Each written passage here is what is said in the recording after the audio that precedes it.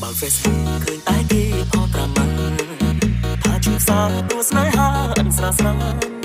ចំណែកខ្ញុំផ្លែកខំគេរត់តែនាងបោកបែជំរុញច្រើនប្រកឹងសុំជួយ